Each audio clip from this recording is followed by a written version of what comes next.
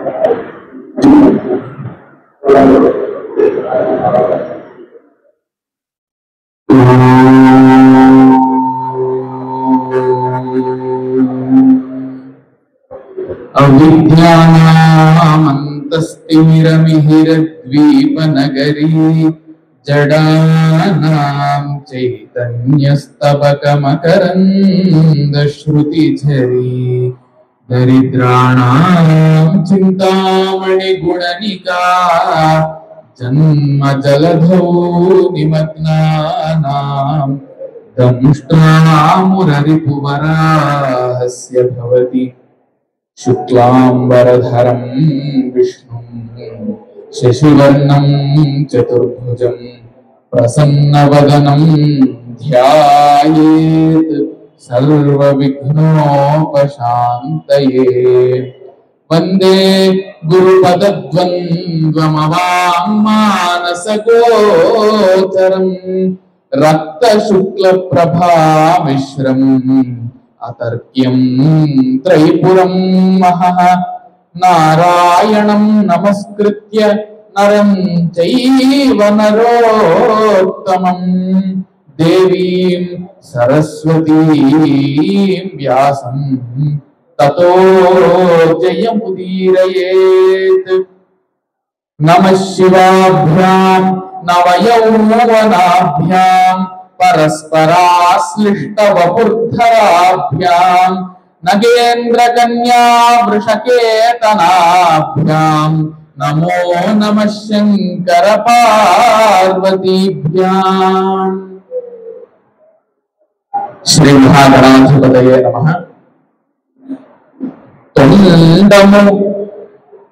తొండమునేకదంతమును తోరపు బొజ్జయు వామహస్తమున్. తొండమును ఏకదంతమును తోరపు బొజ్జయు వామహస్తమున్. మెండుగమ్రోయు గజ్జెలును మెల్లని చూపుల మందహాసమున్. కొండట గుజ్జు రూపమున కోరిన విద్యలకెల్ల వజ్జయై ఉండెడి పార్వతీ తనయా. వజ్జయై ఉండెడి పార్వతీ తనయా. ఓ గణాధిప నీకు మృక్యదన్ వజ్జయై ఉండెడి పార్వతీ తనయ. ఓ గణాధిప నీకు మృక్యదన్ అంటూ శ్రీ స్వయంభూ వరసిద్ధి వినాయక స్వామి వారి పాద పద్మాలకు నమస్కరించుకుంటూ కాణిపాండంలో సాక్షాత్తుగా భక్తులందరినీ కూడా కరుణించడానికి స్వయంగా తానే స్వయంభువై విచ్చేసి ఇక్కడ కొలువు తీరి భక్తులందరినీ కూడా రక్షిస్తూ ఉన్నటువంటి ఆ వరసిద్ధి వినాయక స్వామి లోకాలన్నింటినీ కూడా చల్లగా చూడాలి అని ప్రార్థిస్తూ, వినాయకుడు విఘ్న నాశకుడు, విఘ్న కారకుడు రెండు కూడా. అంటే దుష్ట కార్యాలకు, చెడ్డ పనులకు విఘ్నాలను కలిగించేటటువంటి వాడు. అదే విధంగా మంచి కార్యాలకు, సత్కార్యాలకు విఘ్నాలను తొలగించేవాడు. అందుకనే ఆయన్ని విఘ్న నాయకుడు అన్నారు. అంటే నాయకుడు అని అంటే కేవలం లీడర్, ఒక నేత అనేటటువంటి అర్థం మాత్రమే కాదండి. నాయకుడు అంటే నడిపించేటటువంటి వాడు నాయకుడు అని అర్థం. వేటిని నడిపిస్తాడు అంటే విఘ్నాలను నడిపిస్తాడు. వాటిని వెనక్కైనా నడిపిస్తాడు, ముందుకైనా నడిపిస్తాడు. ఎవరైతే సత్సంకల్పంతో ఒక మంచి కార్యాన్ని చేయదలుచుకుంటారో అటువంటి వాళ్ళను ముందుకు నడిపించి వాళ్ళకి ఎటువంటి విఘ్నాలు ఉన్నా కూడా వాటిని దూరంగా పారద్రోలుతాడు. అదేవిధంగా ఎవరైతే చెడ్డ కార్యాలను చేయడానికి పూనుకుంటారో వాళ్ళను వెనక్కు నెట్టి వాళ్ళ కార్యాల్లో విఘ్నాలను కల్పిస్తాడు వినాయకుడు. ఈ వినాయకుడు అనేటటువంటి పదం ఒక దేవతకు మాత్రమే సూచకం కాదు, అది ఒక పదవికి సూచకం. ఇప్పుడు ఏ విధంగా అయితే ముఖ్యమంత్రి, అదే విధంగా ప్రధానమంత్రి, ఈ విధంగా పదవులు ఉంటాయో, ఎవరెవరైతే ఒక్కొక్కసారి ఎన్నికలు జరిగిన తర్వాత ఆయా పదవుల్లో కూర్చుంటారో వాళ్లను ఆ పదవి పేరుతో పిలుస్తాం. అంటే ముఖ్యమంత్రి స్థానంలో ఎవరు కూర్చున్నా వాళ్ళని ముఖ్యమంత్రి అంటాం కదా. ఆ విధంగా వినాయకుడు అనేది కూడా ఒక పదవి. గణాలన్నింటికీ కూడా అధిపతిగా ఉండేటటువంటి వాడే గణాధిపతి. అందులో ఒక్కొక్క కల్పంలో ఒక్కొక్క రూపాన్ని ధరిస్తూ వినాయక పదవిలో ఒక శక్తి, ఆ మహా ఉజ్వలమైనటువంటి శక్తి మనల్ని కూడా రక్షిస్తూ ఉంటుంది. అందువలననే ఒకానొక కల్పంలో మొట్టమొదటిసారిగా విష్ణువు, శ్రీ మహావిష్ణువు వినాయకుడి పదవిలో దేవతగా ఏర్పడి మనల్ని కూడా రక్షించాడు. అందువలననే శుక్లాంబరధరం విష్ణు. మామూలుగా గణపతికి నమస్కారం చేయాలంటే ఈ శ్లోకం చెప్తాం. శుక్లాంబరధరం విష్ణు శశివర్ణం చతుర్భుజం ప్రసన్నవదనం ధ్యాయేత్ సర్వ విఘ్నోపశాంతయే. ఇక్కడ శుక్లాంబరధరం అన్నారు, బాగుంది. కాణిపాక వినాయక స్వామిని మనం చూస్తూ ఉంటాం. తెల్లని బట్ట కట్టుకొని ఉంటాడు ఆయన. తెల్లని వస్త్రాన్ని ఆ స్వామి వారికి సమర్పిస్తాం. సరే, శుక్ల అంబరధరం అంతవరకు బాగుంది. మరి విష్ణువు ఏమిటి? వినాయకుడు విష్ణువు వేరే కదా. వినాయకుడేమో శివుడి కుమారుడు, విష్ణువేమో లక్ష్మీదేవికి భర్త. మరి వినాయకుడిని ఎందుకు విష్ణువు అన్నారు అనంటే, ఒకానొక కల్పంలో శ్రీ మహావిష్ణువు సాక్షాత్తుగా వినాయకుడిగా అవతరించాడు. అప్పుడు ఆయన్నే శుక్లాంబరధరం విష్ణు అనేటటువంటి శ్లోకంతో మనం అందరం కూడా కీర్తించాం. అందువలన ఆ విషయాన్ని తెలియజేయడం కోసమని శుక్లాంబరధరం విష్ణు శశివర్ణం అన్నారు. చంద్రుడు ఏ విధంగా అయితే తెల్లగా ప్రకాశిస్తూ అందరికీ ఆనందాన్ని కలిగిస్తూ ఉంటాడో ఆ విధంగా శశివర్ణం, చంద్రుడిలాగా తెల్లగా వెలిగిపోయేటటువంటి ఒక గొప్ప తేజస్సు ఆ వినాయక స్వామికి ఉంటుంది అన్నారు. చతుర్భుజం అన్నారు. పైగా ఏ విధంగా అయితే శ్రీ మహావిష్ణువు చతుర్భుజుడో ఆ విధంగా వినాయకుడు కూడా చతుర్భుజుడు అన్నారు. ప్రసన్నవదనం ధ్యాయేత్. ప్రసన్నవదనం అంటే ఇక్కడ రెండు అర్థాలు ఉంటాయి. ప్రసన్న అనంటే చాలా ప్రసాదంగా ఆనందాన్ని కలిగించేటటువంటి ముఖం, ఎప్పుడూ కూడా ఉత్సాహంతో ఒక గొప్ప తేజస్సుతో వెలిగేటటువంటి ముఖం ప్రసన్నవదనం. అటువంటి ముఖాన్ని కలిగినటువంటి వాడు ప్రసన్నవదనుడు వినాయక స్వామి అని చెప్పవచ్చు. అయితే వేదంలో ప్రసన్న శబ్దానికి ఏనుగు అని అర్థం అన్నమాట. కాబట్టి ప్రసన్నము అంటే ఏమిటి అర్థం? వేదంలో ఏనుగు అని. అందువలన ప్రసన్నవదనం అంటే ఏనుగు ముఖాన్ని కలిగినటువంటి వాడు, ఏనుగు ముఖాన్ని కలిగినటువంటి దేవత అనేటటువంటి అర్థంలో ప్రసన్నవదనం ధ్యాయేత్ సర్వ విఘ్నోపశాంతయే. మరి ఎందుకండి ఈ వినాయక స్వామిని కొలవాలి అనంటే సర్వ విఘ్న ఉపశాంతయే. అన్ని విఘ్నాలను కూడా, విఘ్నాలంటే ఏమిటండి? ఏవైతే మన కార్యానికి అడ్డుపడుతూ ఉంటాయో అడ్డంకులుగా, ఆ అడ్డంకులన్నింటినీ కూడా ఉపశమింపజేయాలి, నాశనం చేయాలి అంటే వినాయకుడిని ప్రార్థించాలి. అందువలన అటువంటి వినాయకుడి యొక్క గొప్ప మహాత్మ్యాన్ని, ఆయన యొక్క గుణగణాలను, ఆయన విశేషాలను తెలియజేస్తూ శ్రీ శంకర భగవత్పాదాచార్యుల వారు, ఆదిశంకరాచార్యుల వారు గణేశ పంచరత్న స్తోత్రం అనే ఒక గొప్ప స్తోత్రాన్ని కేవలం 5 పద్యాలలో మనకు అందించారు. అటువంటి గొప్ప స్తోత్రం యొక్క వైశిష్ట్యం ఏమిటి, అందులో ఏ ఏ విశేషాలు చెప్పబడ్డాయి అనే విషయాన్ని మనం ఈవేళ తెలుసుకోబోతూ ఉన్నాం. అందులో ఆదిశంకరాచార్యుల వారు మహాయోగి, సన్యాసి వరేణ్యులు, జగద్గురువులు. అటువంటి వారు తమ కవిత్వ మార్గంలో పద్యాల రూపంలో మనకందరికీ కూడా పాడుకోవడానికి యోగ్యంగా ఉండే విధంగా ఆ 5 పద్యాలను కూడా గణేశ పంచరత్న స్తోత్రంగా రచించారు. అందులో చూడండి, మొట్టమొదటిది ముదాకరాత్తమోదకం సదా విముక్తి సాధకం కళాధరావతం సకం విలాసి లోక రక్షకం అనాయకైక నాయకం వినాశితే భదైత్యకం నతాశుభాశు నాశకం నమామితం వినాయకం. ఈ శ్లోకాలను చూస్తూ ఉంటే మనకేదో పాటలాగా అనిపిస్తాయి తప్ప పద్యంలాగా కష్టంగా ఎక్కడా కూడా అనిపించవు. అందువలనే ఏ విధంగా అయితే వినాయకుడు సంగీతానికి సాహిత్యానికి ఈ రెండింటికి కూడా ప్రతీకో, నాయకుడో ఆ విధంగా సంగీతము సాహిత్యము రెండు ఇమిడి ఉన్నటువంటి ఛందస్సులో శంకర భగవత్పాదాచార్యుల వారు ఈ గణేశ పంచరత్న స్తోత్రాన్ని వ్రాసారు అనేటటువంటిది ఇక్కడ విశేషం. మరి ఈ ఛందస్సు ఏమిటి అంటే దీన్ని పంచచామరం అని అంటారు. జరల్ జరల్ జగంబుగూడ సన్నుతిన్ రచింపగా పరాజితారి వీర వర్గ పంచచామరంబగున్ అని దీని లక్షణం అన్నమాట. ఏ విధంగా అయితే శివతాండవ స్తోత్రం ఈవేళ అన్ని చోట్ల కూడా ప్రసిద్ధంగా ఉందో, జటాకవి గలజ్జల ప్రవాహ పావిత స్థలే గలేవలంబ్యలంబితాం భుజంగ తుంగమాలికాం, ఇది ఈ ఛందస్సు కూడా పంచచామరమే. కాబట్టి ఈ విధంగా ఒక లయబద్ధంగా సాగుతూ వినడానికి పాడడానికి ఆనందకరంగా ఉంటూ చెప్పదలుచుకున్నటువంటి విషయాన్ని ప్రభావవంతంగా చెప్పడానికి ఈ పంచచామరం అనేటటువంటి ఛందస్సు ఎంతో ఉపయోగకరంగా ఉంటుంది. అటువంటి ఛందస్సులో శ్రీ శంకర భగవత్పాదాచార్యుల వారు ఈ గణేశ పంచరత్న స్తోత్రాన్ని రచించి లోకానికి అనుగ్రహించారు. అందువలన వినాయకుడు సంగీతము సాహిత్యము ఈ రెండింటికి కూడా ప్రభువు. మొదలు సంగీతానికి ఏ విధంగా అనంటే మృదంగ వాయిద్యం.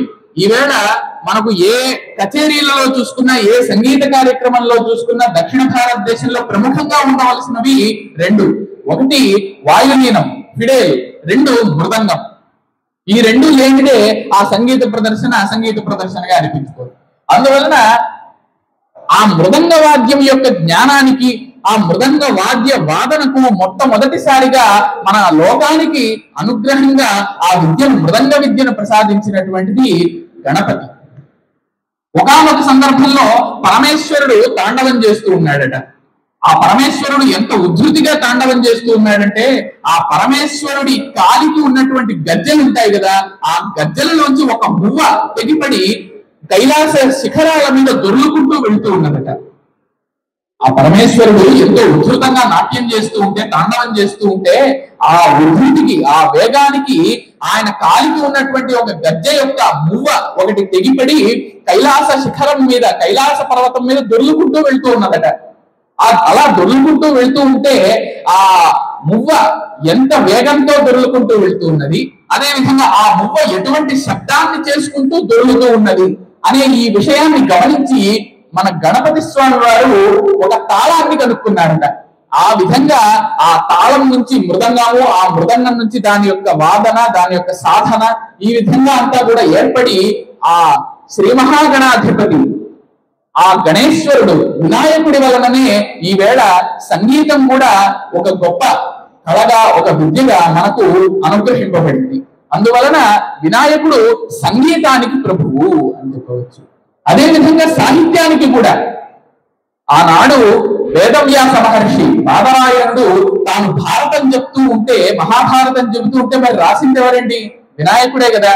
వినాయకుడు తాను రాస్తూ ఉంటే తాను దంతాన్ని కూడా తీసి ఒక పేనాగా చేసి ఒక లేఖినిగా చేసి తన ఆ ఖండంగా పట్టుకొని తన దంతాన్ని ఆ భారత రచనను పూర్తి చేశాడంటే ఆయన ఎంత సాహిత్య పరిజ్ఞానం. అందులోనూ అక్కడ ఒక నియమం పెడతారు, ఆ భారతం చెబుతున్నంతసేపు ఆ వినాయకుడు తాను అర్థం కాకుండా ఆ మాటను రాయకూడదు. వేదవ్యాసుడు అప్పటికప్పుడు భారతాన్ని చెబుతూ ఉన్నాడు, వినాయకుడేమో చెప్పింది చెప్పినట్టుగా మరుక్షణమే అర్థం చేసుకుంటూ దాన్ని రాయాలి. అంటే ఎంత కష్టమైనటువంటి ప్రక్రియ. భారతం ఏమన్నా చిన్నదా? అందువలన అటువంటి భారతాన్ని కూడా ఆయన రచించాడు కాబట్టి ఆయన్ని సాహిత్యానికి కూడా ప్రభువుగా, ఒక నాయకుడిగా, ఒక దేవతగా మనం ఆరాధిస్తూ ఉంటాం. అందులోనూ విశేషించి వేదంలో చెప్పారు, గణానా అంత్వా గణపతి హవామహే కవిం కవీనాం ఉపమశ్రవస్తమం. కవిం కవీనాం అన్నారు.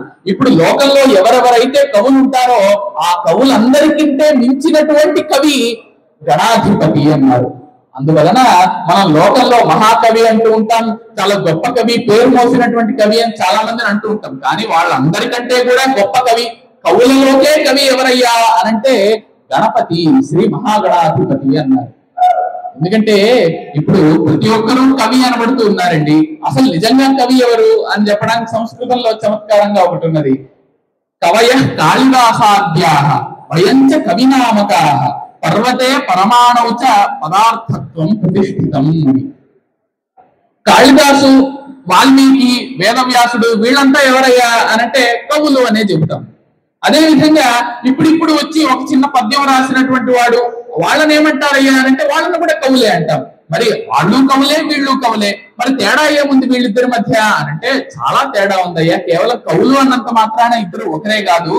ఎందుకు అనంటే పర్వతం అంటే ఏంటండి? అదొక పదార్థం.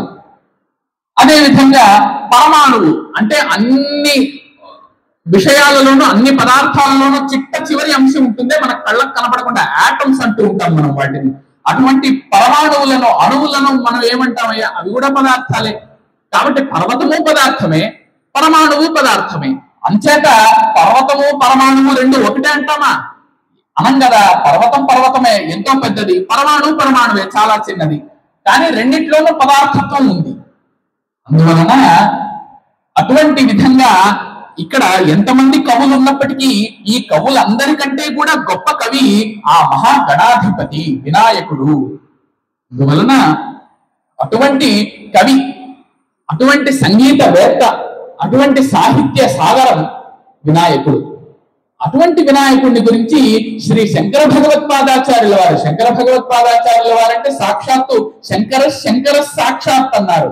అటువంటి శంకరుల వారు సాక్షాత్తు పరమేశ్వరుడి అవతారమైనటువంటి ఆదిశంకరులు గణపతి మీద ఒక గొప్ప స్తోత్రాన్ని రచించి ఆయన యొక్క గుణగణాలన్నింటినీ కూడా ఎన్నో రహస్యాలను చొప్పించి ఆ స్తోత్రంలో మనకి ఈవేళ అందిస్తే దాన్ని ఎందరో గాయకులు వాళ్ళంతా కూడా ఎంతో ప్రసిద్ధి చేసి సంగీతాన్ని జోడించి ఈవేళ మనం పాడుకునే విధంగా సౌకర్యాన్ని కల్పించారు. అందువలన ఇక స్తోత్రంలోని విశేషాల్లోకి వెళితే ముదాకరాత్తమోదకం సదా విముక్తి సాధకం. ముదాకరాత్తమోదకం అన్నాడు. ఎప్పుడు కూడా ఆనందంతో ఉంటాడట. అది మొదలు మనం అలవరుచుకోవాలి. అంటే మనం దేవతలను పూజిస్తాం, దేవతలను ఆరాధిస్తాం, దేవతల స్తోత్రాలను చదువుతాం. ఏం లాభం అండి? మళ్ళీ మనం చేసేటటువంటి పాపాలను చేస్తూనే ఉంటాం. కానీ ఆ దేవతల స్తోత్రాల ద్వారా మనం ఏం నేర్చుకోగలుగుతున్నాం? ఆ దేవతా విగ్రహం నుండి, ఆ దేవతా మూర్తి నుండి మనం ఏ గుణగణాలను పొందగలుగుతున్నాం అనేటటువంటి విషయాన్ని ఆలోచించాలి. ముదా కరాత్తమోదకం అన్నాడు. ముదా అంటే ఆనందంతో, కర అంటే చేతితో, ఆప్త అంటే తీసుకొనబడినటువంటి, మోదకం ఉండ్రాళ్ళు కలిగినటువంటి వాడు అన్నారు. ఆ వినాయకుడిని చూడండి, ఎప్పుడు మీరు చేతిలో ఉండ్రాళ్ళు పట్టుకుని ఉంటాడు ఆయన. మిగిలిన ఏ దేవతలు కూడా మనం ఎన్ని ప్రసాదాలు సమర్పించినా వాళ్ళు స్వీకరిస్తారేమో కానీ వాళ్ళు ప్రత్యేకంగా చేతిలో పట్టుకొని ప్రసాదాన్ని మనకు కనబడరు. ఏ చిత్రపటంలో గాని, ఏ విగ్రహంలో గాని, ఏ మూర్తిలో గాని. కానీ ఒక్క వినాయకుడు మాత్రమే తనకు ఇష్టమైనటువంటి మోదకాలను, ఉండ్రాళ్లను తన చేతిలో పట్టుకొని మనకు ప్రదర్శిస్తూ ఉంటాడు. అందువలన ముదాకరాత్త మోదకం అంటే ఎంతో ఆనందంతో ఎప్పుడూ కూడా మోదకాలను తన చేతిలో పట్టుకొని మనల్ని కూడా అనుగ్రహించడానికి సిద్ధంగా ఉన్నటువంటి వాడు అని అర్థం అన్నమాట. దాని అర్థం ఏమిటి? చేతిలో మోదకాలని పట్టుకున్నాడంటే మోదక ఈ పదాన్ని గమనించండి. మోదము అంటే ఆనందము అని అర్థం. మోదక అంటే ఆనందాన్ని కలిగించేవాడు అని అర్థం అన్నమాట. ఆయన ఆనందంగా మోదకాలని పట్టుకొని ఉంటాడు. అలా పట్టుకోవడం ద్వారా భక్తులకు తిరిగి ఆనందాన్ని కలిగిస్తూ ఉన్నాడు. అంటే దాని అర్థం ఏమిటి అంటే ఎవరైతే స్వయంగా ఆనందంగా ఉంటారో తమ మనస్సులో, వాళ్ళు ఇతరులకు కూడా ఆనందాన్ని కలిగిస్తారు. అందువలన దీన్నే మనం పాజిటివ్ యాటిట్యూడ్ అంటూ ఉన్నాం ఈ మధ్య ఆంగ్లంలో, విజ్ఞానంలో. కానీ ఇటువంటి విశేషాలన్నింటినీ కూడా ఎప్పుడో మన స్తోత్రాలలో, అదే విధంగా సూక్తాలలో మన పూర్వీకులు చెప్పే ఉన్నారు. అందువలన ముదాకరాత్త మోదకం, నిత్యము కూడా ఆనందమయ స్థితిలో ఉండేటటువంటి వాడు ఆ వినాయక స్వామి. సదా విముక్తి సాధకం. సరే, మరి బాగా చేతిలో ఉండ్రాళ్ళు ఉన్నాయి, ఆనందంగా ఉన్నాడు, ఆనందాన్ని కలిగిస్తూ ఉన్నాడు అనంటే బాగా మంచి భోగాలను అనుభవిస్తూ ఉన్నాడు అని మనం అనుకుంటాం కదా. ఎన్నో సౌకర్యాలను అనుభవిస్తూ ఉన్నాడు ఆయన, మంచి మోదకాలను పట్టుకొని ఉన్నాడు. అందువలన ఆయనకు వచ్చినటువంటి లోటు ఏమిటి? ఆయనకు చీక చింత బాధ ఏమన్నా అని అనుకుంటాం. కానీ ఆయన ఏం చేస్తూ ఉన్నాడట? ఆయన దగ్గర ఎంత ఆనందం ఉన్నా, ఆయన సంతోషపడడానికి ఎన్ని సౌకర్యాలున్నా వాటిని వేటిని కూడా ఆయన పొందదలుచుకోలేదు. ఏం చేస్తూ ఉన్నాడు? సదా విముక్తి సాధకం, ఎప్పుడు కూడా విముక్తిని పొందడానికి సాధన చేస్తూ ఉంటాడట. అంటే ఏమిటండి అర్థం? మనకు ఎన్ని సౌకర్యాలు ఉన్నా ఈ లోకంలో, మనకు ఎన్ని ఆకర్షణలు చేసేటటువంటి విషయాలు ఉన్నా మన ముందు, మనం వాటికి లోను కాకుండా, ఆ ఆకర్షణకు లోను కాకుండా మనంతటా మనం మన యొక్క నిగ్రహాన్ని కోల్పోకుండా మన వ్యక్తిత్వాన్ని కాపాడుకోవాలి అని వినాయకుడు చెబుతూ ఉన్నాడు. ముదాకరాత్మోదకం సదా విముక్తి సాధకం.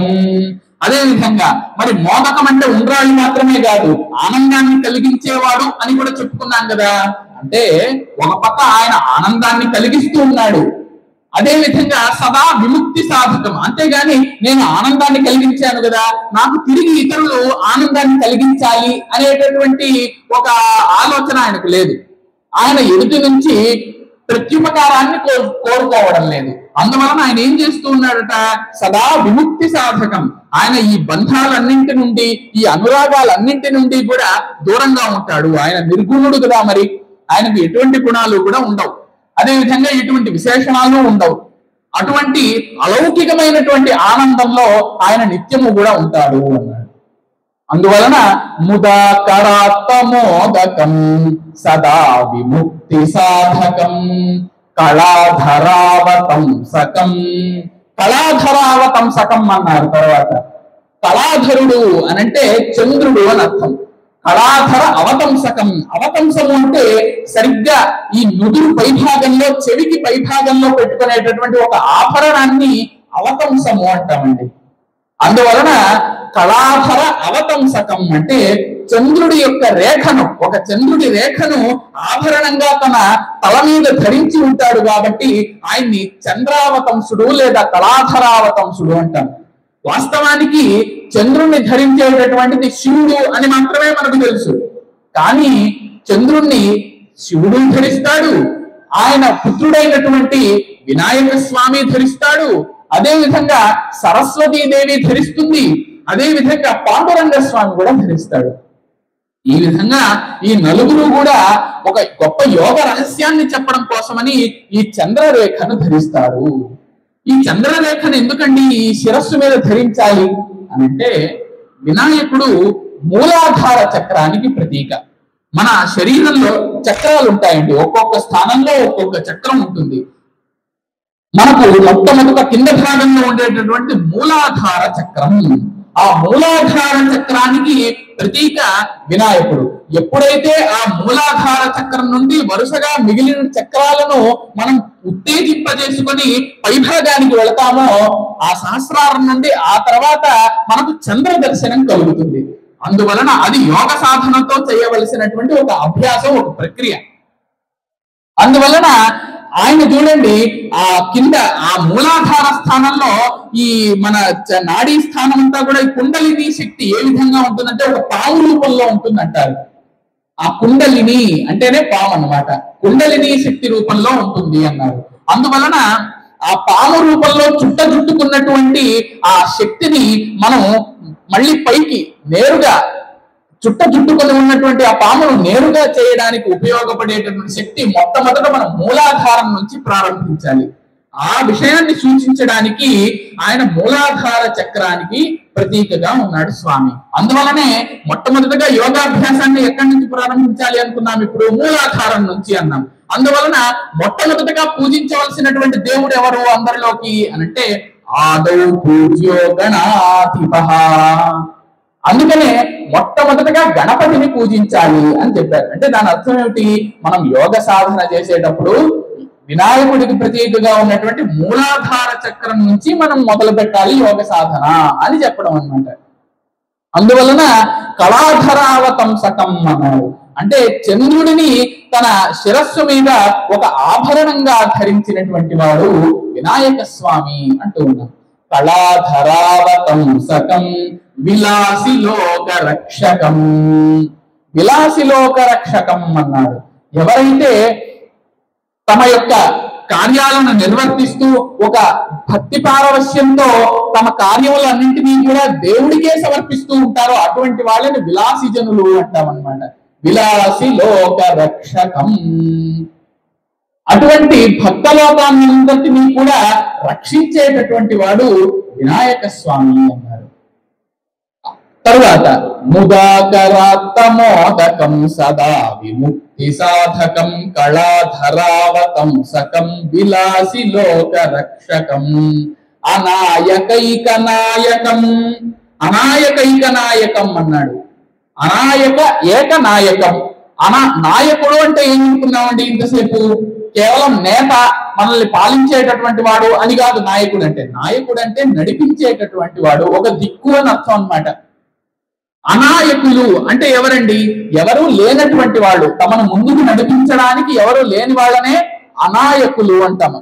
అటువంటి అనాయకులు అంటే అటువంటి అనాథలకందరికీ కూడా ఏకనాయకం, ఒకే ఒక్క ప్రభువు ఎవరు, ఒకే ఒక్క పాలించేటటువంటి వాడెవరు, అనాథలనందరినీ కూడా దిక్కు తెలియనటువంటి వాళ్ళను రక్షించేటటువంటి వాడు ఎవరయ్యా అని అంటే సాక్షాత్తు శ్రీ మహాగణాధిపతి. అందువలన అనాయకైక నాయకం అన్నారు. అంటే అనాథలందరినీ కూడా, దిక్కుతోచని వాళ్ళను, దీనులందరినీ కూడా పాలించి ముందుకు నడిపించేటటువంటి వాడు ఎవరయ్యా అంటే వినాయక స్వామి. అయితే ఇందులో ఇంకో అర్థాన్ని కూడా తీసుకోవచ్చు. అనాయకైక నాయకం. అనాయకుడు అని అంటే వినాయకుడే అందరికంటే నాయకుడు, అందరికీ నాయకుడు వినాయకుడే. తిరిగి ఆయనకి ఎవరు నాయకుడు లేదు కదా. వినాయకుడేమో అందరికీ నాయకుడు, తిరిగి వినాయకుడి మీద ఆయన్ని పాలించేటటువంటి ఇంకొక ప్రభువు లేడు కదా. ఆయనే పరమాత్మ, ఆయనే పరాత్పరుడు. అందువలన వినాయకుడిని అనాయకుడు అని కూడా అనొచ్చు అనమాట. అంటే నాయకుడు లేనటువంటి వాడు, ఈయనే నాయకుడు, ఈయనకు మించినటువంటి నాయకుడు ఈయనకు లేదు కదా. అందువలన అనాయకైక నాయకం. ఈయనే అనాయకుడు అంటే నాయకుడు లేనటువంటి వాడు, ఈయనే ఒకే ఒక్క నాయకుడు, ఏకనాయకం అని కూడా చెప్పచ్చు. అనాయకైక నాయకం వినాశితే భదైత్యకం. వినాశిత ఇభదైత్యకం అన్నారు. వినాశిత అంటే నాశనము చేయబడినటువంటి వాడు. ఎవరు నాశనం చేయబడ్డారు అంటే ఇభదైత్యకం అన్నారు. గజాసురుడు అనేటటువంటి ఒక అసురుణ్ణి వినాయకుడు సంహరించాడు. బ్రహ్మవైవర్త పురాణంలో, బ్రహ్మాండ పురాణం మొదలైనటువంటి పురాణాల్లో ఈ వృత్తాంతం ఉంటుంది. అందువలన అనాయకైక నాయకం వినాశితే భదైత్యకం. అదే విధంగా వినాయకుడికి ఈ గజ ముఖము రావడానికి, ఏనుగు తల రావడానికి కూడా గజాసురుడిని పూర్వం శివుడు సంహరించి ఉంటాడు. ఆ గజాసురుడి యొక్క శిరస్సే ఈ వినాయకుడికి తల శిరస్సుగా వచ్చి ఉంటుంది. అందువలన ఈ గజాసురుడి యొక్క సంహారానికి కారణమైనటువంటి జన్మము ఈ వినాయకుడిది కదా, ఈ అవతారము. అందువలన కూడా వినాశితే భదైత్యకం, గజాసురుణ్ణి సంహరించడానికి మూలమైనటువంటి వాడు అన్నమాట. ఈ విధంగా అనాయకైక నాయకం వినాశితే భదైత్యకం నట అశుభాశునాశకం. నట అశుభ ఆశునాశకం. ఎవరైతే వినాయక స్వామికి తండ్రి నీవు తప్ప నాకు ఇంకొకరు లేరు అనే వినయంతో నమస్కరిస్తారో అటువంటి వాళ్లకు ఏ అశుభాలున్నా వాటిని వెంటనే నాశనం చేసేటటువంటి కరుణ, ఆ భక్త వాత్సల్యం వినాయక స్వామి వారు. కాబట్టి మనం చేయవలసినటువంటి పని ఏమిటి అని అంటే ఆయనకు ఒక నమస్కారం చేయడం, మనకు వచ్చినటువంటి ఒక శ్లోకంతో ఆయన్ని కీర్తించడం. ఆయనను నమస్కరించకుండా మనం అహంకరించామనుకోండి, మనకు లేనిపోని కష్టాలు వస్తాయి. అందువలన ఎప్పుడైతే దేవతలను ప్రసన్నం చేసుకోవాలనుకుంటామో, దేవత యొక్క అనుగ్రహం మన మీద ఉండాలి, దేవుడి యొక్క కృప మన మీద ఉండాలి, మన కార్యం దిగ్విజయంగా జరగాలి అనుకుంటామో ఆ దేవతకు మనం ఖచ్చితంగా నమస్కరించి తీరాలి. ఎందుకంటే మనల్ని అందరినీ కూడా పాలించేటటువంటి ఒక పరాత్పరమైనటువంటి శక్తి ఆ మహాగణాధిపతి. ఈ కాలం మనం చెప్పినట్టు వింటుందా అండి? కాలం చెప్పినట్టు మనం వినాలి తప్ప కాలం మనం చెప్పినట్టు వినదు. మనం ఎన్నో రకాల కార్యాలను చేస్తూ ఉంటాం, వాటన్నింటిలోనూ మనం సఫలతను పొందుతూ ఉంటాం. ఆ సాఫల్యాన్ని అనంటే పొందలేం, కానీ ఎక్కువ శాతం సాఫల్యాన్ని పొందాలి, మనకు శుభాలు మాత్రమే ఎక్కువగా కలగాలి అనంటే ఆ వినాయక స్వామిని ప్రార్థించాలి. మరి అశుభాలు కలిగితేనో మరి ప్రార్థించినా కూడా ఒక్కోసారి మనకు జయం లభించదు కదా. అప్పుడు అనంటే అది మన యొక్క పూర్వకర్మానుసారంగా జరిగినటువంటి, అది కూడా ఆ దేవుడే మన మంచి కోసమే చేశాడనేటటువంటి భావనతో ఉండాలి అని దాని అర్థం అనమాట. కాబట్టి నత అశుభాశు నాశకం అన్నారు. నత అశుభ ఆశు నాశకం. ఆశు అంటే వేగం అన్నమాట. ఎవరైతే ఆయనకు నమస్కరిస్తారో అటువంటి వాళ్ళ యొక్క అశుభాలను వేగంగా పోగొట్టేటటువంటి వాడు. నమస్కరించావా అంతే, ఇక తాను సుఖపడినట్టే ఆ భక్తుడు, అతడికి ఇక అన్ని శుభాలే. అటువంటి భక్త కారుణ్యం మహాగణాధిపతిది. అందువలన నతాశుభాశునాశకం నమామితం వినాయకం అని ఆ వినాయకుడికి నమామి, నమామి అంటే నమస్కరిస్తూ ఉన్నాను, అటువంటి వినాయకుడికి నమస్కరిస్తూ ఉన్నాను అని ఈ శ్లోకంలో ఆదిశంకరాచార్యుల వారు ఎన్నో యోగ రహస్యాలను, తాత్విక రహస్యాలను కూడా చూపించి ఒక సంగీతాత్మకమైనటువంటి శ్లోకంగా ఈ మొట్టమొదటి శ్లోకాన్ని తీర్చిదిద్దారు. అందువలన ముదాకరాత్తమోదకం సదా విముక్తి సాధకం కళాధరావతం సకం విలాసి లోక రక్షకం అనాయకైక నాయకం వినాశితే భదైత్యకం నతాశుభాశు నాశకం నమామితం వినాయకం అని ఈ విధంగా మనం ఈ శ్లోకాన్ని పాడుకుంటూ ఆ స్వామి వారిని స్తుతించాలి. ఆ తరువాత నతేతరాతి భీకరం నవోదితార్కభాస్వరం నమత్సురారి నిర్జరం నతాధికాపదుద్ధరం సురేశ్వరం నిధీశ్వరం గణేశ్వరం గజేశ్వరం మహేశ్వరం తమాశ్రయే పరాత్పరం నిరంతరం. నతేతరాతి భీకరం అన్నాడు మొట్టమొదటే. ఇంతకు ముందే చెప్పుకున్నాం నతాశుభాషు నాశకం నమామితం వినాయకం అని. ఎవరైతే వినాయక స్వామికి నమస్కరిస్తారో, ఎవరైతే ఆయనకు సాష్టాంగంగా నమస్కరించి ఆయనకు గుంగిళ్ళు తీసి ఆయనకు నమస్కారం చేసి ఆయన్ని ప్రసన్నుడు చేసుకుంటారో అటువంటి వాళ్ళ అశుభాలు వెంటనే తొలగిపోతాయి అని చెప్పుకున్నాం. మరి నమస్కారం చేయకపోతేనో అనే ప్రశ్న వస్తుంది కదండి. అందువలన ఆదిశంకరాచార్యుల వారు నమస్కారం చేయకపోతే ఎంత దుష్ట పరిణామం ఉంటుందో చెబుతూ ఉన్నారు. నతేతరాతి భీకరం, నత ఇతర అతి భీకరం. ఎవరైతే ఆయనకు నమస్కరించారో, ఎవరైతే గణపతికి నమస్కరించారో అటువంటి వాళ్ళ పాలిట ఆయన అతి భయంకరుడిగా ఉంటాడు అన్నారు. అటువంటి వాళ్లకు ఇక విఘ్నాలే విఘ్నాలు వాళ్ళ కార్యాల్లో, ఎవరైతే నమస్కరించారో. అందువలన మనం నమస్కరించాలి. నతేతరాతి భీకరం నవోదితార్క భాస్వరం అన్నారు. ఆ వినాయకుడి యొక్క స్వరూపం ఏ విధంగా ఉంటుందయ్యా అని అంటే, ఆ వినాయకుడు నవ ఉదిత అర్క భాస్వరం అన్నారు. అప్పుడే ఉదయించేటటువంటి సూర్యుడి వెలుగు ఏ విధంగా ఉంటుందండి? అప్పుడే ఉదయించేటటువంటి సూర్యుడు ఎర్రని కాంతులతో ధగధగాయమానంగా వెలుగుపోతూ ఉంటే ఆ చూడడానికి ఎన్ని కళ్ళు సరిపోతాయి ఆ దృశ్యాన్ని. అందువలన అటువంటి విధంగా మంచి బంగారు వర్ణంలో, ఎరుపు వర్ణంలో అప్పుడే ఉదయిస్తున్నటువంటి సూర్యుడు ఎంత ప్రకాశమానంగా ఉంటాడో, ఎంత సౌందర్యంగా ఉంటాడో, ఎంత జాజ్వల్యమానంగా ఉంటాడో ఆ విధంగా ఉంటాడు వినాయకుడు. ఆ విధమైనటువంటి ప్రకాశంతో వెలుగొందుతూ ఉంటాడు శ్రీ మహాగణాధిపతి అని మనకు చెబుతూ ఉంటారు. అందువలన నవోదితార్క భాస్వరం, అర్కుడు అంటే సూర్యుడు. అందువలన నవ ఉదిత అర్క భాస్వరం, అప్పుడే ఉదయించినటువంటి సూర్యుడు ఎంత ప్రకాశమానంగా ఉంటాడో అంత దేదీప్యమానంగా వినాయకుడి యొక్క విగ్రహం, ఆయన యొక్క కాంతి ఆ విధంగా జాజ్వల్యమానంగా ఉంటుంది అని చెప్తూ ఉన్నారు. అందువలన నతేతరాతి భీకరం నవోదితార్క భాస్వరం నమత్సురారి నిర్జరం అన్నాడు. సామాన్యంగా విష్ణువుకు గాని, అదేవిధంగా బ్రహ్మకు గాని, లేదా శివుడికైనా అనుకోండి, ఈ విధంగా దేవతలందరికీ కూడా ఎవరు నమస్కరిస్తూ ఉంటారండి? ఎవరైతే తపస్సు చేస్తూ ఉంటారో, ఎవరైతే సాధు జీవులు ఉంటారో, ఎవరైతే మిగిలినటువంటి దేవతలు ఉంటారో, అగ్నిదేవుడు, వాయుదేవుడు మొదలైనటువంటి వాళ్ళందరూ ఉంటారో, వీళ్ళందరూ కూడా ఈ త్రిమూర్తులకు నమస్కరిస్తూ ఉంటారట. కానీ రాక్షసులు వీళ్ళకు నమస్కరిస్తారా? నమస్కరించరు. ఎందుకంటే రాక్షసులు దేవతలకు శత్రువులు కదా. అందువలన రాక్షసులు ఎప్పుడు కూడా దేవతలకు నమస్కరించరు, విష్ణువుకు నమస్కరించరు. ఎప్పుడైతే ప్రహ్లాదుడి అవతారాన్ని మనం తీసుకుంటామో, ప్రహ్లాదుడి యొక్క తండ్రి హిరణ్యకశిపుడు ఆయన విష్ణువును నిందించాడు కదా, విష్ణువును నిందించి విష్ణువుకు నమస్కరించలేదు. ఈ విధంగా రాక్షసులు ఎవరు కూడా దేవతలను గౌరవించకపోవడం అనేటటువంటిది వారి యొక్క ఆ దుర్గుణం. కానీ ఇక్కడ చూడండి, వినాయకుడికి మాత్రం నమత్సురారి నిర్జరం అన్నారు. సురారి అంటే రాక్షసులు అని అర్థం, నిర్జరులు అంటే దేవతలు అని అర్థం. సురారి, సుర అరి, సురలు అంటే దేవతలు, దేవతలకు అరి అంటే శత్రువులు అంటే రాక్షసులు అని అర్థం సురారి అంటే.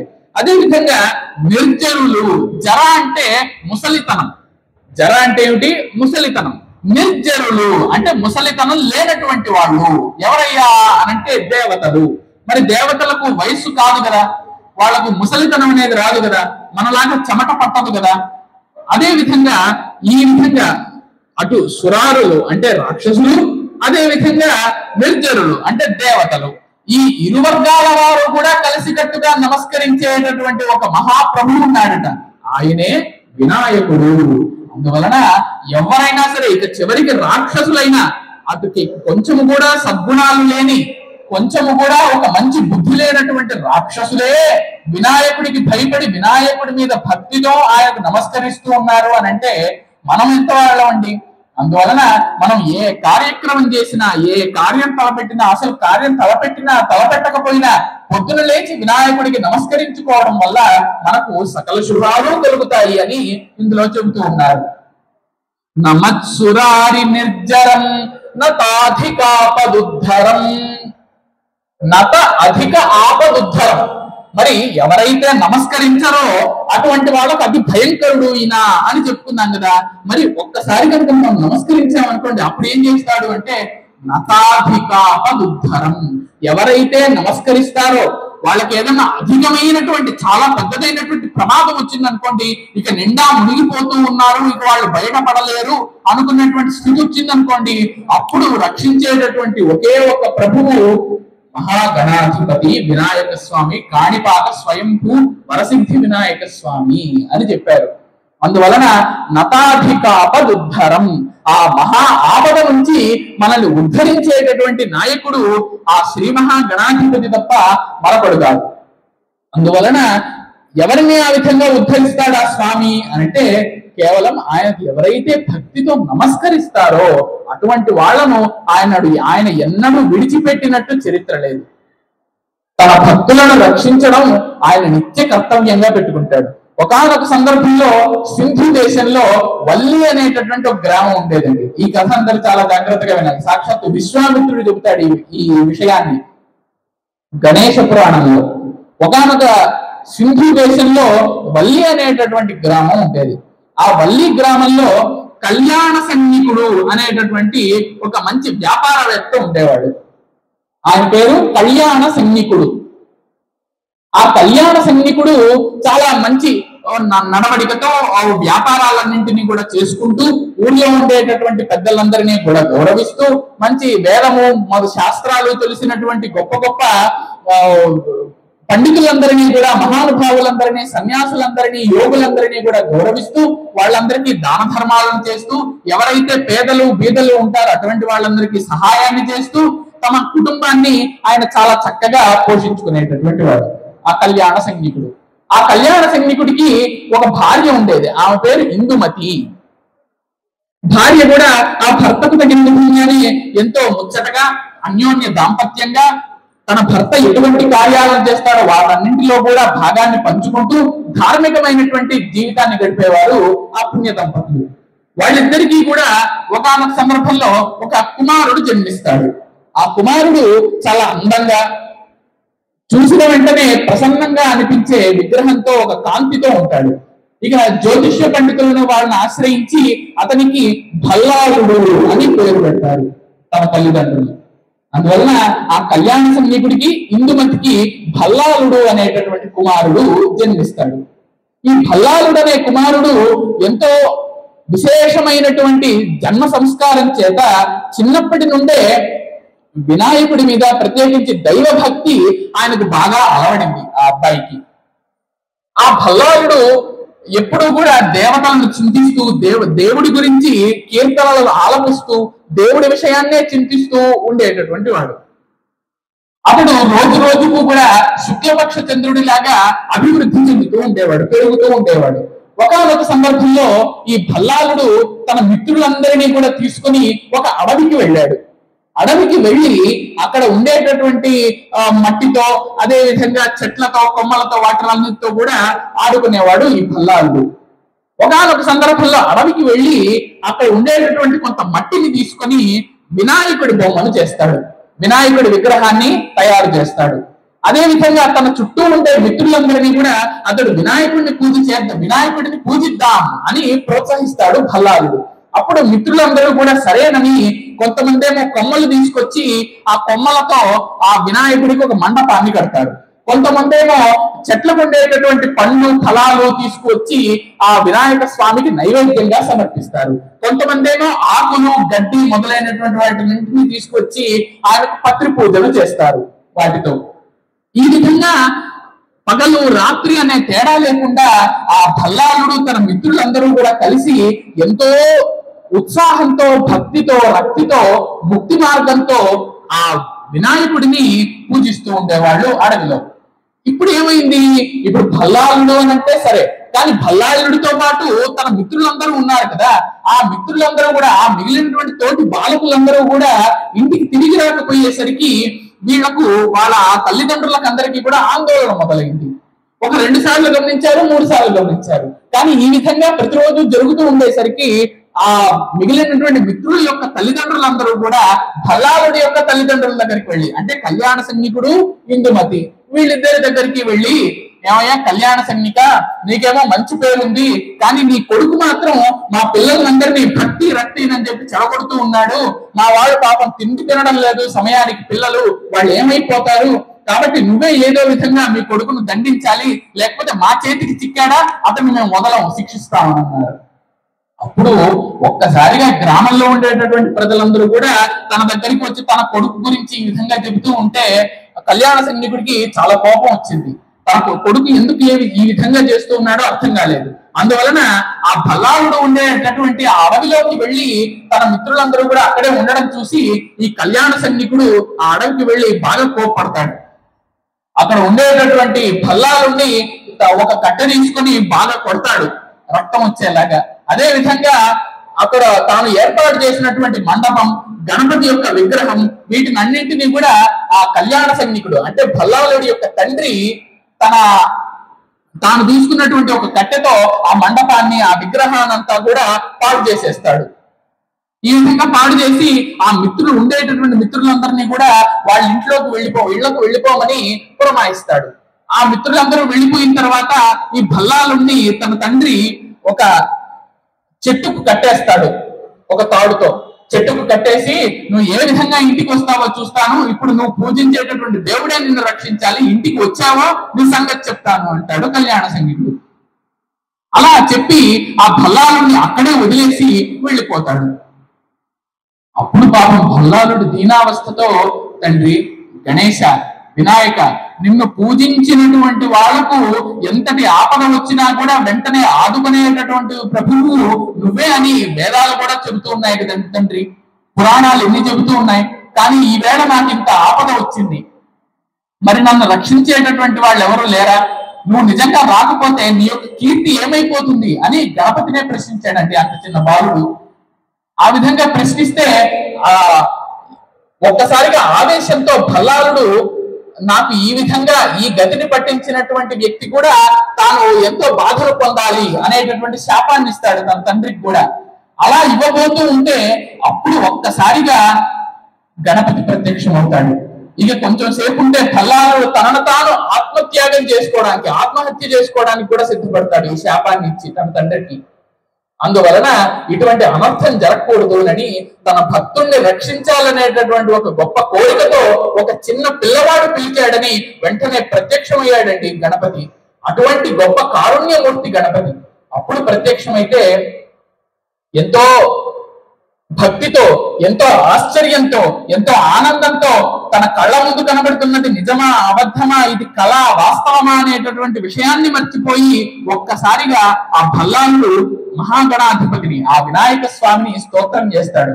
అప్పుడు ఆ స్తోత్రానికి సంతోషించి తాను తన తండ్రి కొట్టినటువంటి దెబ్బలన్నింటినీ కూడా తాను ఓర్చుకొని ఇంతసేపు ఉన్నాడు కదా ఆ భల్లాలుడు, అందువలన వినాయకుడు ఒక్కసారిగా ఆశీర్వదిస్తే ఆ దెబ్బలన్నీ కూడా మాయమైపోయి మళ్ళీ మంచి శరీరాన్ని పొందాడు భల్లాలుడు.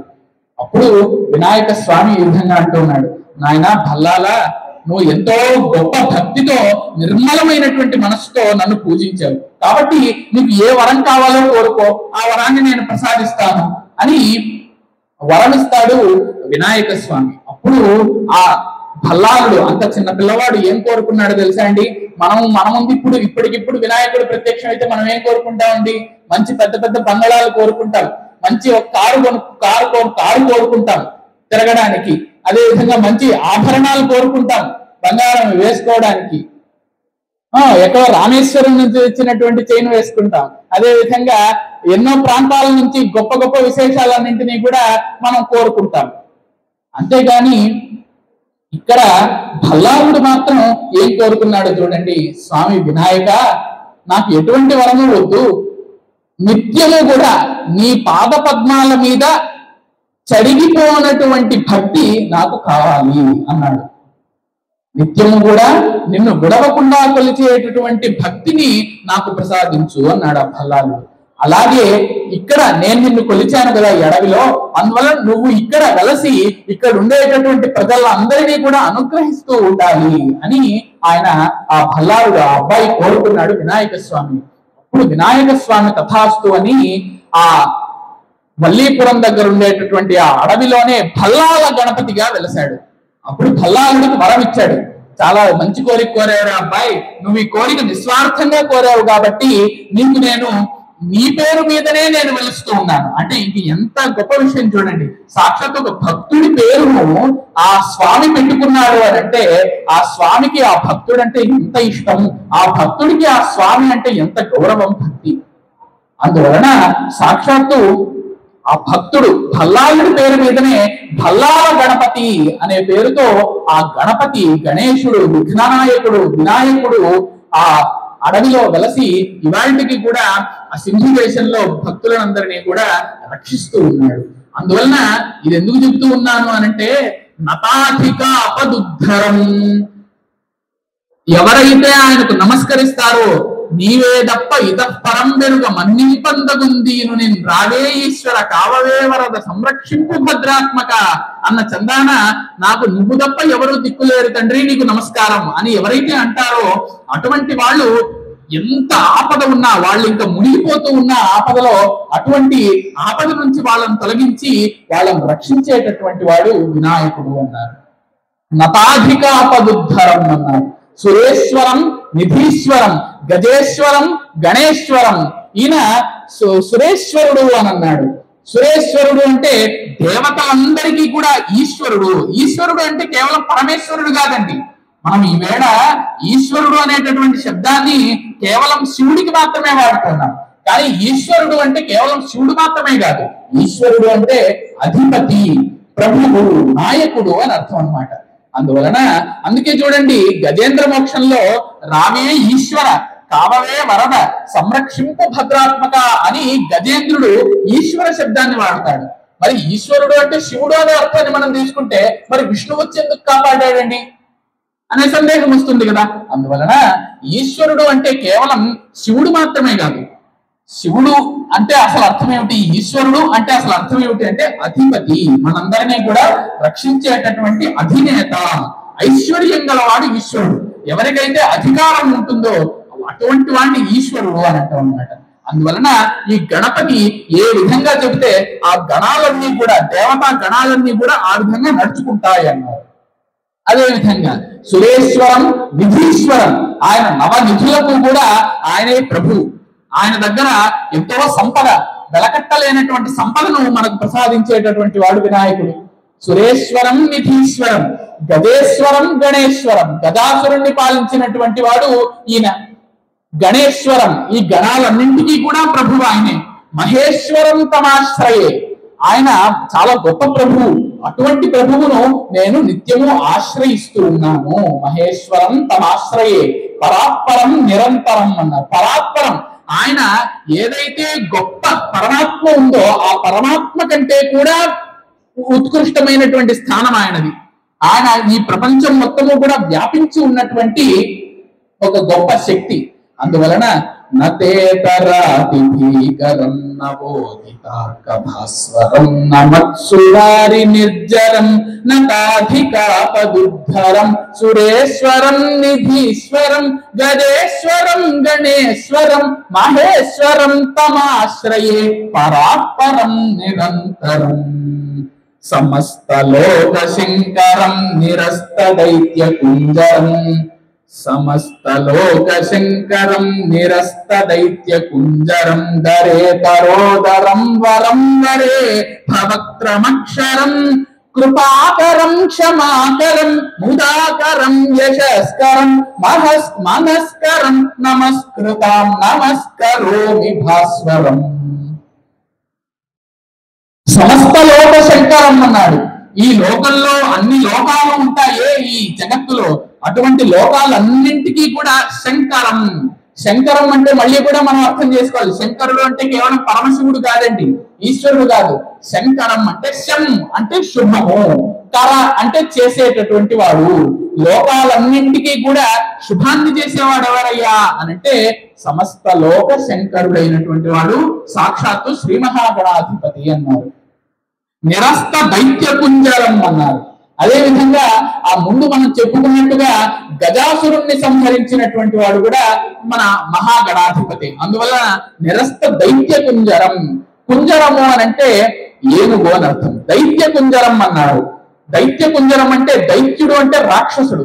రాక్షసుడైనటువంటి ఏనుగును సంహరించాడు కాబట్టి ఆయనకు నిరస్త దైత్య కుంజరం అన్నారు. అదే విధంగా దరేతరోదరం వరం. ఇప్పుడు ఆయన రూపంలోకి వస్తూ ఉన్నారు శంకరాచార్యుల వారు. వినాయకుడి యొక్క రూపం ఏ విధంగా ఉంటుంది? ఇంతసేపు ఏనుగు ముఖాన్ని కలిగినటువంటి వాడు అనుకున్నాం, అంటే తల వరకు వచ్చింది. ఇక తల తర్వాతి భాగం ఏ విధంగా ఉంటుందయ్యా అంటే దరేతరోదరం. ధర అంటే కొంచెము అని అర్థం. ఏమిటండి? ధర అంటే కొంచెము అని అర్థం. ధర ఇతర అంటే కొంచెం కంటే ఇతరమైనటువంటిది, అంటే కొంచెం కానిది అని అర్థం అనమాట. కొంచెం కానిది అంటే ఏమిటి? పెద్దది అని అర్థం. కొంచెం కానిది పెద్దది. ధరేతర ఉదరం. ఉదరము అంటే పొట్ట. ఆయన ఉదరం ఏ విధంగా ఉంటుంది అని అంటే చాలా పెద్ద ఉదరం ఉంటుంది అన్నారు. అందువలన ఆయన ఏమంటామంటే లంబోదరుడు అంటాం అన్నమాట. లంబోదరుడు అనేటువంటి పేరు అందువల్ల వచ్చింది. ధరేతరోదరం వరం. ఆయన ఎంతో శుభప్రదమైనటువంటి వాడు, అందుకనే ఆయన వరం అన్నాడు, వరుడు అన్నారు. వరే భవక్రమక్షరం. ఆయన చాలా గొప్ప గజముఖాన్ని కలిగినటువంటి వాడు. అదే విధంగా అక్షరం. క్షరము అంటే నశించేది అని అర్థం.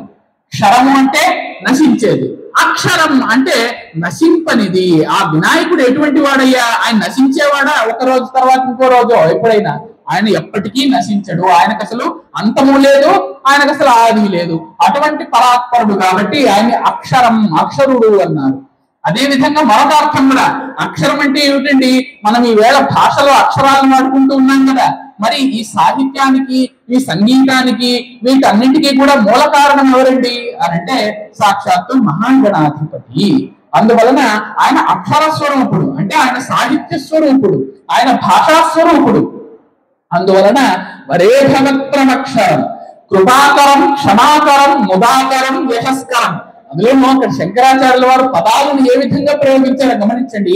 అన్ని కూడా అంత్యప్రాసలు. కృపాకరం, క్షమాకరం, ముదాకరం, యశస్కరం.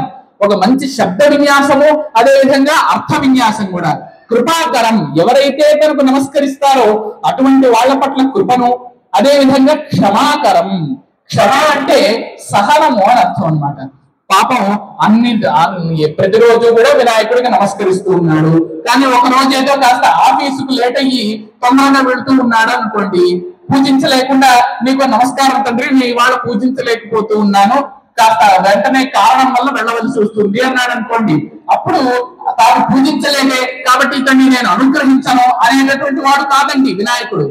పాపం నా భక్తుడు రోజు పూజిస్తూ ఉన్నాడు, కానీ ఈ వేళ ఏదో కాస్త ఆలస్యమై వెళుతూ ఉన్నాడు, అందువలన నాకు నమస్కారం పెట్టాడు కదా, ఇదే నాకు 10,000 అని అనుకొని ఆయన సహనాన్ని వహించి అనుగ్రహిస్తాడు. అందువలన కృపాకరం, క్షమాకరం, ముదాకరం అన్నారు. ముత్ అంటే ఆనందం.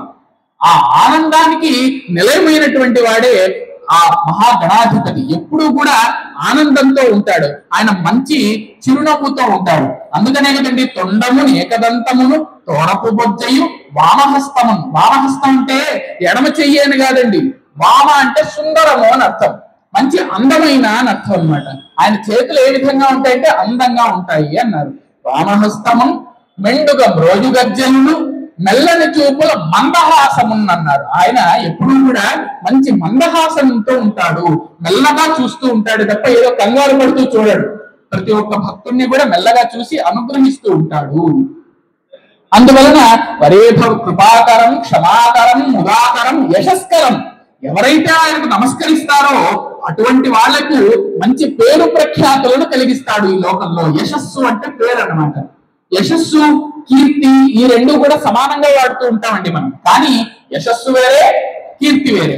కీర్తి అంటే మనం ఉన్నంత వరకు మనకు ఏదైతే పేరు ప్రఖ్యాతులు ఉంటాయో వాటిని కీర్తి అంటారు. కానీ మనం ఈ శరీరాన్ని విడిచిన తర్వాత ప్రజలు మనల్ని మన గురించి గొప్పగా చెప్పుకుంటారే దాన్ని యశస్సు అంటారు.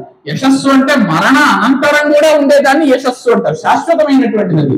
ఇప్పుడు ఎప్పుడో రచించిన ఆదిశంకరాచార్యుల వారు రచించారు, కానీ ఈనాటికి కూడా వారి పేరుని మనం చెప్పుకుంటూ ఉన్నామా లేదా? అందువలన అటువంటి వాళ్ళని యశస్సు అన్నారు.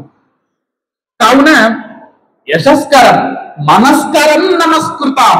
నమస్కృతాం అంటే నమస్కరించేటటువంటి వాళ్ళకు మనస్కరం, వాళ్ళకి ఇష్టమైనటువంటివి ప్రసాదించేటటువంటి వాడు శ్రీ మహాగణాధిపతి అన్నారు. నమస్కారోమి భాస్వరం, అటువంటి ప్రకాశమానమైన రూపం గల దేవునికి నేను నమస్కరిస్తూ ఉన్నాను అన్నాడు. తర్వాత అకించనార్తిమార్జనం చిరంతనోక్తి భాజనం పురారి పూర్వనందనం సురారి గర్వ చర్వణం ప్రపంచనాశ భీషణం ధనంజయాది భూషణం కపోల దానవారణం భజే పురాణవారణం. అకించనార్తి మార్జనం అన్నాడు. అకించనులు అంటే కించన అంటే ఏదో ఒకటి అని అర్థం.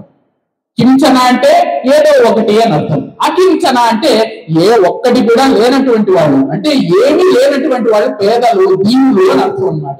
అకించన ఆర్తి మార్జనం, ఎవరైతే పేదలు ఉంటారో అటువంటి వాళ్ళ యొక్క ఆర్తిని అంటే వాళ్ళ బాధలన్నింటినీ కూడా దూరం చేసేటటువంటి వాడు వినాయకుడు అన్నారు. అకించనార్తి మార్జనం చిరంతనోక్తి భాజనం. చిరంతనోక్తి అంటే శాశ్వతమైన మాట. శాశ్వతమైన మాట ఎక్కడ ఉంటుందండి? ఇప్పుడు ఈవేళ మనం మాట్లాడుతూ ఉన్నాం, రేపటికి ఇది శాశ్వతం కాదు కదా, ఎంతమంది గుర్తు పెట్టుకుంటారు?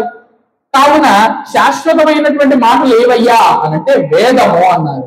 అందువలన చిరంతనోక్తి అంటే ఏమిటి? వేదము.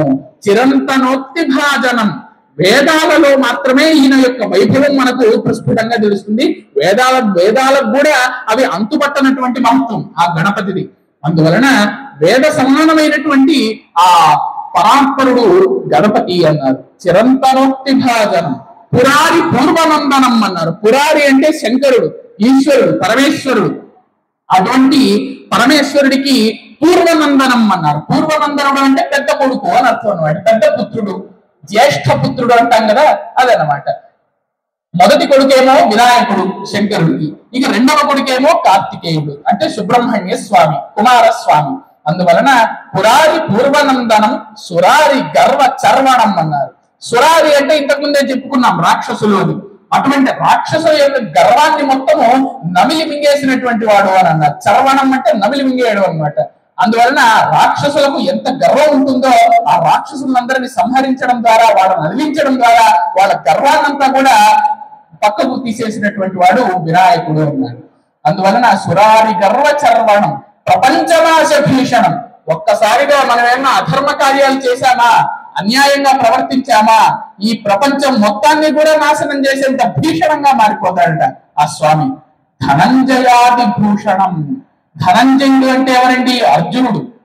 ఆ అర్జునుడు కూడా తాను విజయ యాత్రకు వెళ్ళేటప్పుడు గాని, ఏ యుద్ధాన్ని చేసేటప్పుడు గాని వినాయకుడిని తన పక్కనే పెట్టుకుని ఎప్పుడు నమస్కరిస్తూ పూజించేవాడు కాబట్టి ఆయనకు ఆ విజయం కలిగింది.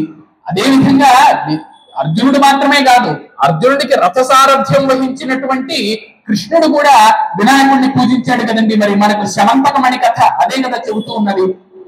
ధనంజయాది భూషణం కపోల దాన వారణం అన్నారు. ఇప్పుడు ఆయనకి ఏనుగు ముఖం కదా ఉండేది వినాయకుడికి. ఏనుగులకు సామాన్యంగా లక్షణం ఏమిటంటే ఆయనకు ఆ ఏనుగుల యొక్క చెక్కిళ్ల నుండి, గండస్థలాల నుండి మదజలం అనేటటువంటి చెమట కారుతుందట. దాన్ని మదజలం అంటారు. మామూలుగా చెమట అనడానికి వీల్లేదు. అందువలన ఆ మదజలం, ఆ దానజలం ఏ విధంగా ఉంటుందయ్యా అని అంటే ధారాప్రవాహంగా కారుతూ ఉంటుందట యౌవనంలో ఉన్నటువంటి ఏనుగులకు. అలాగా ఆ మదజలం ఎంత కారితే అంత యౌవనంగా, బలిష్టంగా, అంత శారీరక దార్ఢ్యంతో ఉన్నాయి ఆ ఏనుగులు అని సూచకమట. అందువలన అటువంటి మదజలము నిత్యము కారుతూ ఉంటుందట. ఆ మదజలం కూడా ఎలా ఉంటుందంటే ఏనుగులకు చాలా సువాసన భరితంగా ఉంటుందట.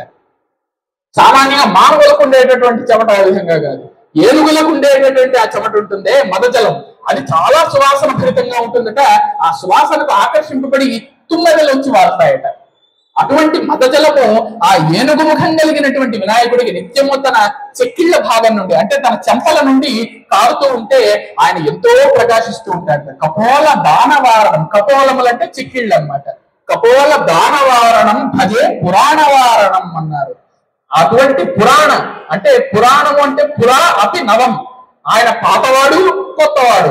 పాతవాడని చెప్పడానికి లేదు, ఈవేళ కూడా పూజిస్తున్నాం. కొత్తవాడు ఇప్పుడు పూజిస్తున్నామని చెప్పడానికి లేదు, ఎప్పటి నుంచో పూజిస్తూ ఉన్నారు. అందువలన ఆయన ఆద్యంత విహీనుడు, ఆద్యంత రహితుడు. అటువంటి పురాణ వారణం ఏనుగు ముఖం కలిగినటువంటి ఆ పురాణ పురుషుడికి నమస్కారము అతన్ని నేను సేవిస్తాను అంటున్నారు. ఇక చివరిగా నితాంత కాంత దంత కాంతి మంత కాంతకాత్మజం అచింత్య రూపమంత హీనమంతరాయ కృంతనం. నితాంత కాంత దంత కాంతి మంత కాంతకాత్మజం అచింత్య రూపమంత హీనమంతరాయ కృంతనం. హృదంతరే నిరంతరం వసంతమేవ యోగినాం తమేకదంతమేవ తం విచింతయామి సంతతం అన్నారు. నితాంత కాంత దంత కాంతి అన్నారు. ఆయన ఏకదంతం కదండి, మరి ఒక దంతంతో భారతాన్ని రచించాడు ఆయన, కాబట్టి ఆయనకి ఇంకొక దంతం మాత్రమే ఉంటుంది అన్నమాట. అందువలన ఆ ఒక్క దంతము కూడా ఏ విధంగా ప్రకాశిస్తూ ఉంటుందంటే నితాంత కాంత దంత కాంతి అన్నాడు. ఆ దంతం యొక్క కాంతి నితాంతం, దానికి అంతం లేదు, నిత్యము ప్రకాశిస్తూ అన్ని దిక్కుల్లోనూ ప్రసరిస్తూ ఉంటుంది దాని వెలుగు. అటువంటి దంత కాంతితో కూడుకున్నటువంటి వాడు వినాయకుడు అన్నారు. నితాంత కాంత దంత కాంతి అంతకాంతకాత్మజం. అంతకాంతకుడు అనంటే, అంతకుడు అంటే యముడు. మనల్ని అందరినీ అంతం చేసేవాడు ఎవడండి? మరి యముడే కదా, యమధర్మరాజు. అటువంటి అంతకుడిని, యముణ్ణి అంతం చేసిన వాడెవరండి? శివుడు.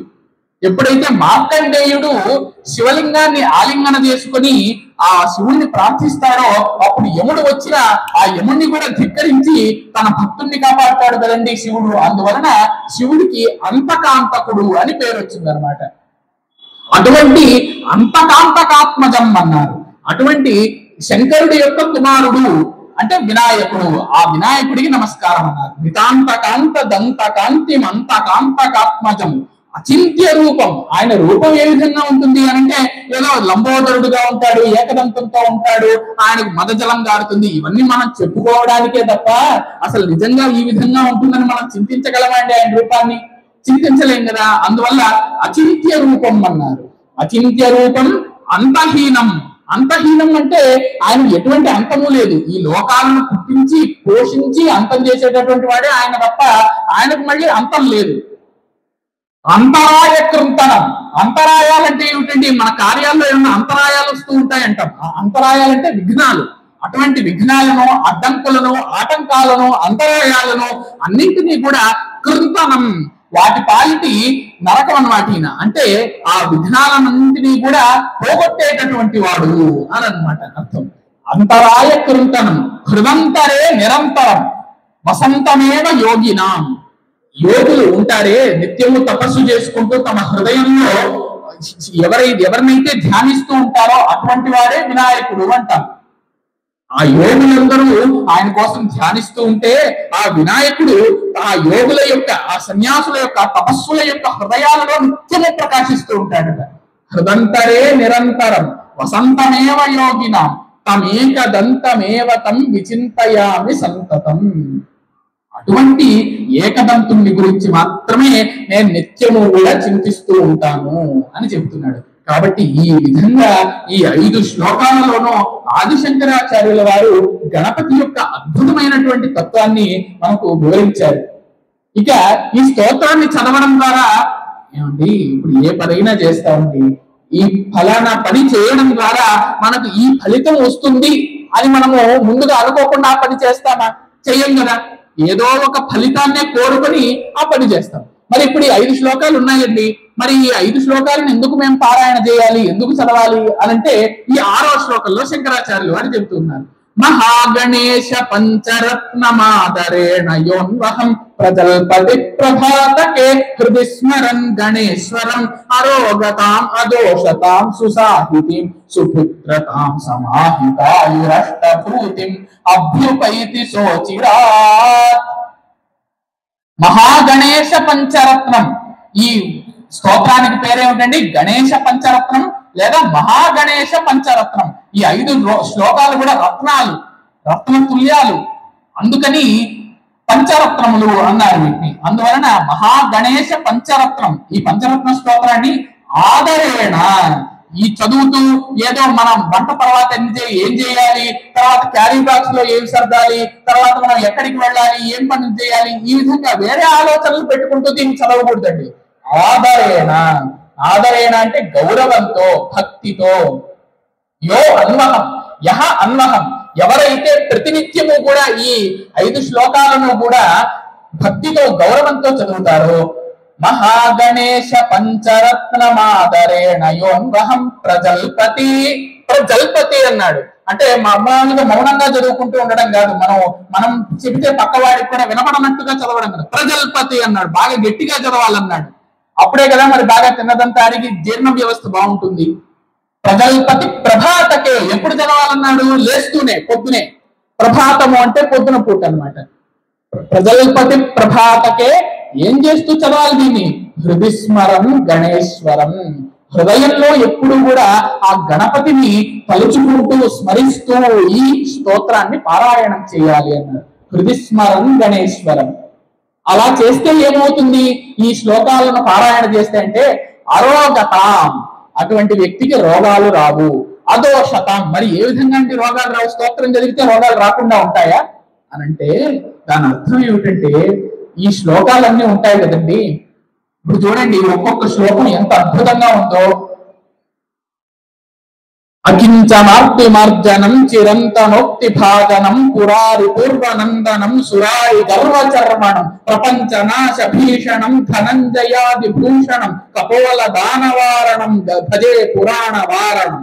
ఇటువంటి శ్లోకాలను ఈ 5 కూడా మనం చదివితే ఏమవుతుందండి? గట్టిగా మన జీర్ణ వ్యవస్థకు బాగుపడుతుంది, జీర్ణ వ్యవస్థ బాగుపడుతుంది.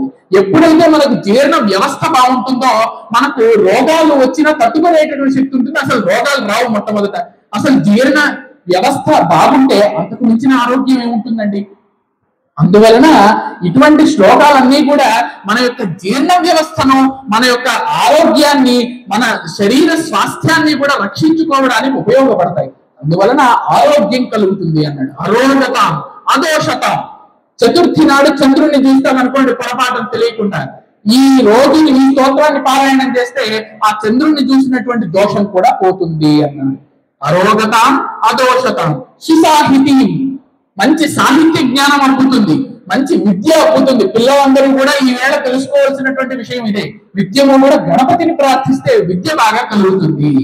అరోగతాం అదోషతాం సుసాహితి సుపుత్రతాం. ఎవరైతే ఇప్పుడు విద్యార్థుల వరకు చెప్పారు, తర్వాత మరి పెళ్ళైనటువంటి వాళ్ళ గురించి చెప్పాలి కదా. వాళ్ళు ఈ స్తోత్రాన్ని రోజు పారాయణ చేస్తే మంచి పుత్రులు కలుగుతారు. పుత్రులు ఎవరికన్నా కలుగుతారు, మంచి పుత్రులు కలగడం అనేటటువంటిది ముఖ్యం. అందువలన అటువంటి మంచి సంతానం కలగాలి. పుత్రులు అంటే కేవలం పుత్రులనే కాదండి, పుత్రికలు అని కూడా అర్థం, సంతానము అని అర్థం అన్నమాట.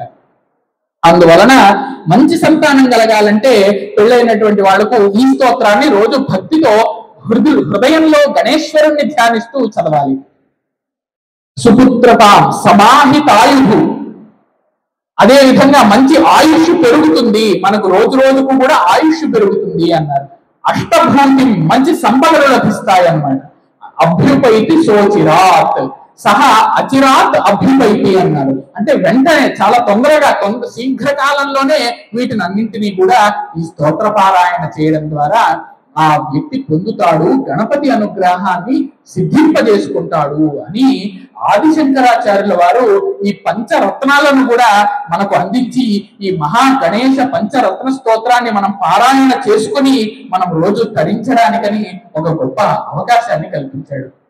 అందువలన ఇటువంటి గణేశ పంచరత్న స్తోత్ర వైభవాన్ని సాక్షాత్తుగా గణపతే స్వయంభులుగా వెలసినటువంటి ఈ కాణిపాక క్షేత్రంలో స్వయంభూ వరసిద్ధి వినాయక స్వామి వారి క్షేత్రంలో మనం ఈవేళ అందరం వినడం, అదే విధంగా వాటి గురించి తెలుసుకోవడం మహాభాగ్యంగాను, ఆ గణపతి యొక్క వరసిద్ధి వినాయక స్వామి యొక్క కృపగాను భావిస్తూ దేవస్థానముల వారికి అదే విధంగా యాజమాన్యానికి అంతటికీ కూడా గణపతి యొక్క పరిపూర్ణమైనటువంటి అనుగ్రహం ఇటువంటి కార్యక్రమాలను చేపట్టడం ద్వారా కలగాలి, కలుగుతుంది అని కోరుకుంటూ స్వస్తి ప్రజాభ్య పరిపాలయంతాం న్యాయేన మార్గేణ మహీం మహిషాః గోబ్రాహ్మణేభ్యః శుభమస్తు నిత్యం లోకాః సమస్తాః సుఖినో భవంతు. స్వస్తి.